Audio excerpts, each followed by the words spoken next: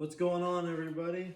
We're back again, and today we're going to hopefully get this block all stripped down and ready for our electrolysis.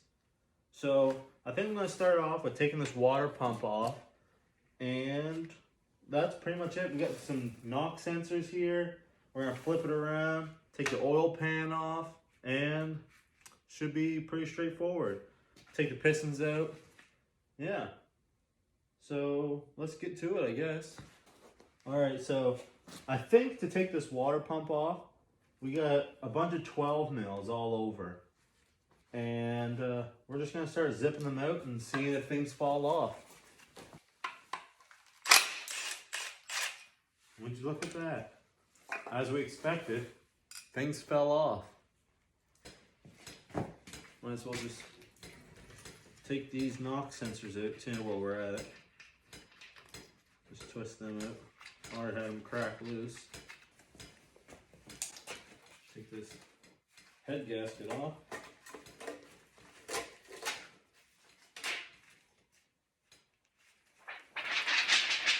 Junk.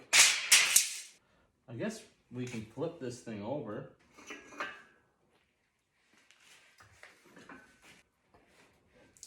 Nope. Oh, that's not good. We got this all flipped over now. And in no particular order, I guess, I'm just gonna start zipping stuff off and kind of going with it, because I'm not really sure if it really matters. So this oil pan right here is held on with a bunch of 10 mils.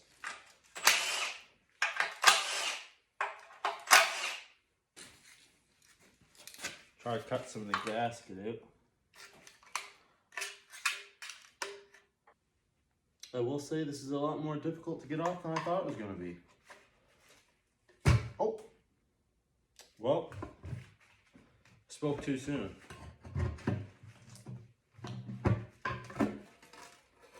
Would you look at that? A little dirty, but if anybody needs an oil pan for a 2J, let me know, because I will not be using this.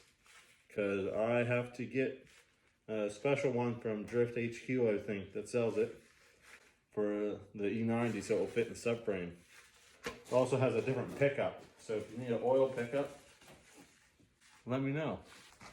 So now we're going to take the oil pickup and this little shield here, and then I guess you can see down there we got the piston rods and everything. It's exciting, getting down to it. These are just more 10 mils.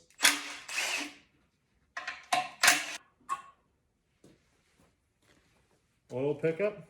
This thing looks mint. We got the shield. Yeah. I'm assuming this is an oil level sensor. I'm not 100% sure. But as you can see, there's some 10 mils holding it on, so we're gonna rip those out.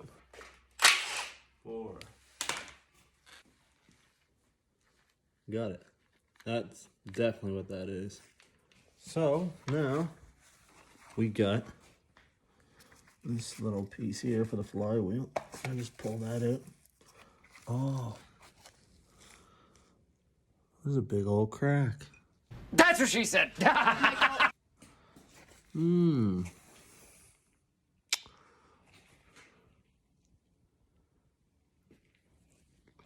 didn't see that before. So, our first issue that we have come across is this bad boy right here. That's awesome. I'm not sure if that was caused by me, honestly.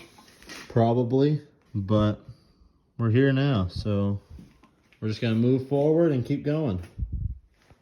So it's more 12s all the way around, holding this thing on. There we go.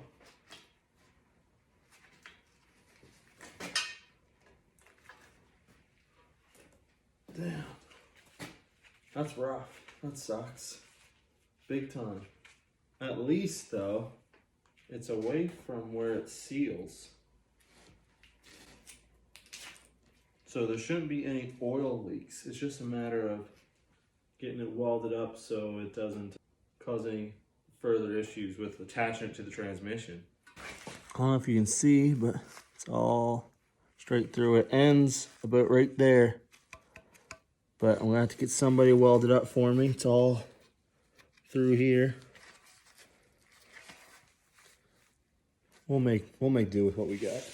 Oil pan officially off. So now here comes the fun part.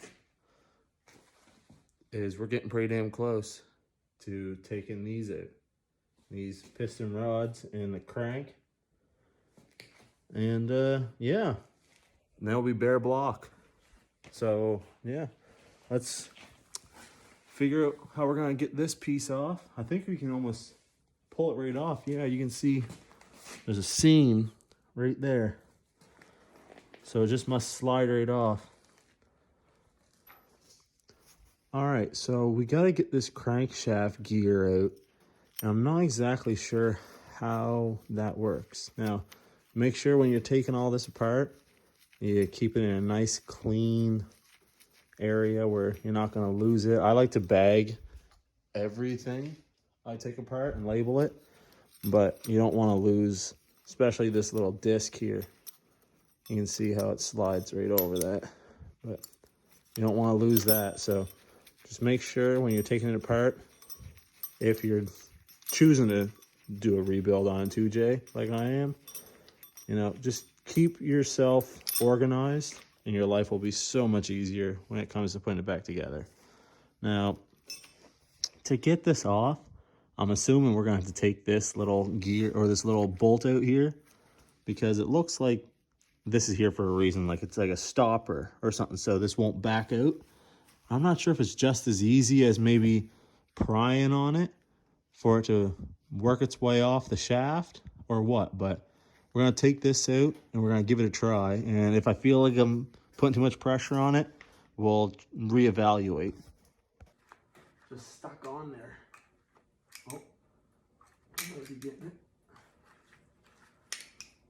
Oh, there we go. All right, so we're gonna have to straighten that out. But it's got this little seat on the back side of it that just kind of sits in the block there. Oh, can we just get in behind this? Just, oh, look at that. Oh, there we go. And there is your cam gear, or sorry, crank gear, whatever you want to call this. Beautiful. And there's your front main seal.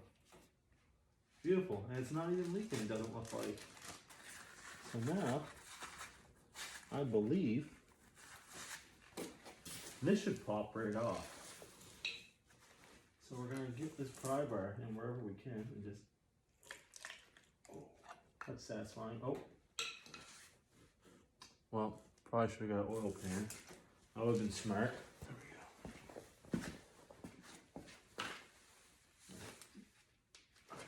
Wiggle and pry, wiggle and pry. We don't need any more broken aluminum parts.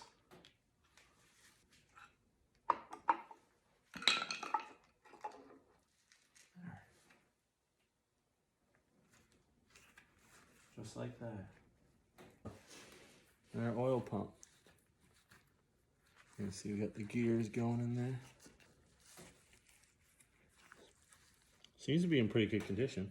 And I also have to cut the video short tonight because I didn't realize that I don't have the right size sockets to take these off. Oh, would you look at that? We found something.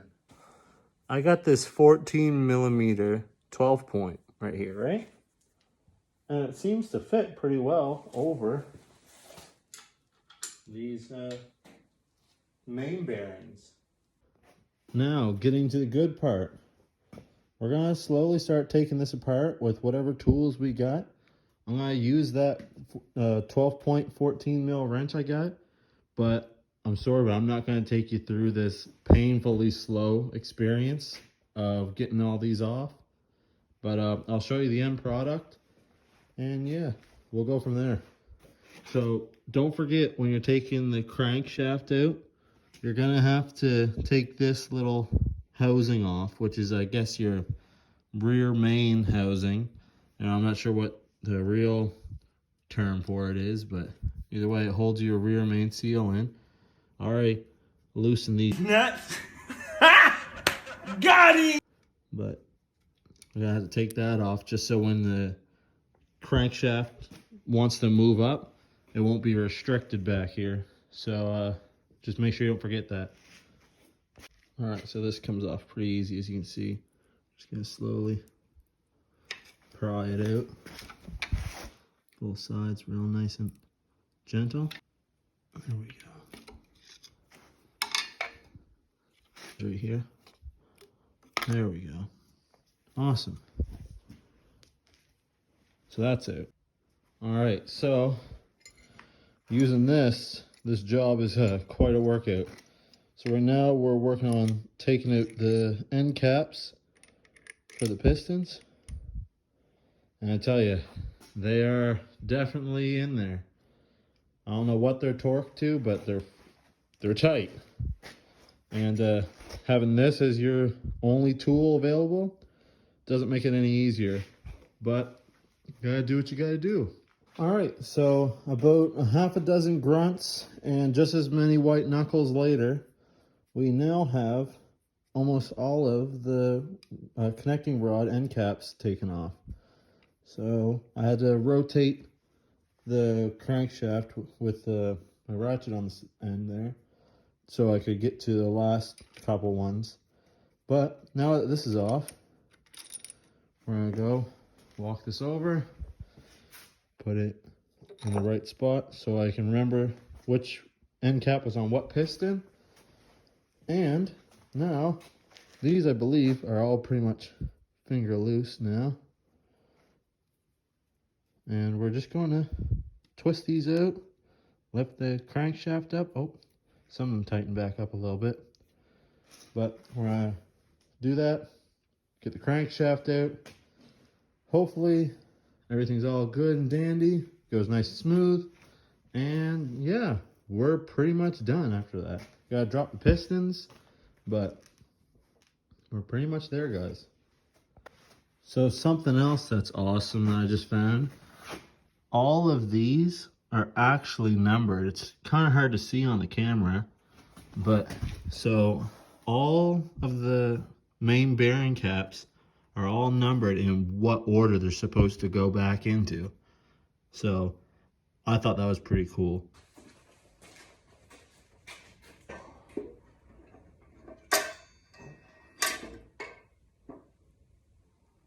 Crankshaft officially out. Awesome. Now, where am I going to put this?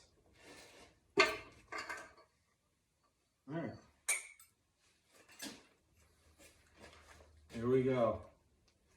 The first piston out of my 2J. And I tell you right now, those cylinder walls look pretty good. These pistons look pretty good. I'm really excited to continue on with this build. This is going good.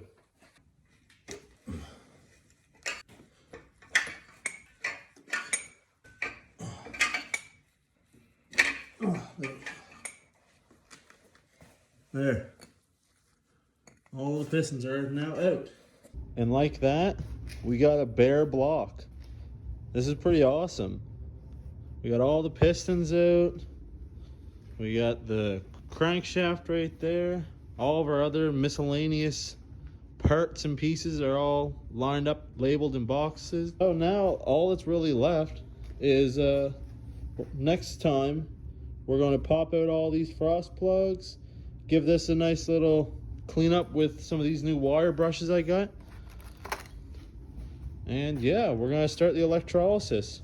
I'm super pumped to see what the end result of the block is going to be once that's all said and done.